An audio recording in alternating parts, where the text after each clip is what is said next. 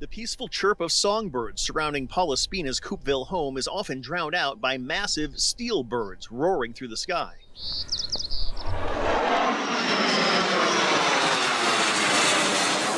What's it been like here for you? Hell.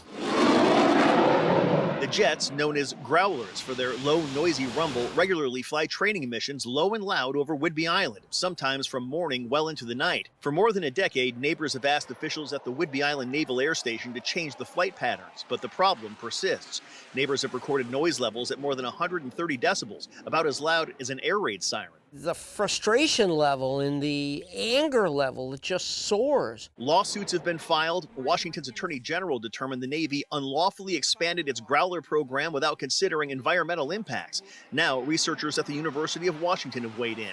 They published peer-reviewed findings in the prestigious journal Nature. Researchers determined that jet noise can cause anxiety, hearing disorders, and compromise childhood learning. Ultimately, they can lead to more severe health consequences over time, including cardiovascular disease and psychological disorder as kind of a trickle-down effect. This really changes the whole name of the game. Bob Wilbur also lives in the flight zone on Whidbey. Gives credibility to what we've been arguing for a number of years. A civilian Navy advocacy group called the Navy League of the United States doubts the study's credibility, stating, since 3 of the 7 authors are listed as members of local activist groups, the objectives, methods, and results appear to be far from academically objective. You've got to put the muffs on. You just absolutely have to. Meantime, Paula Spina keeps her ear protection handy because she's in this battle for the long haul. Crazy, but this is how we live.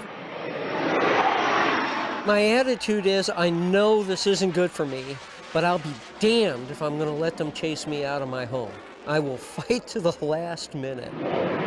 We reached out to Naval Air Station Whidbey Island for comment about this story, and they declined. On Whidbey Island, Eric Wilkinson, King 5 News.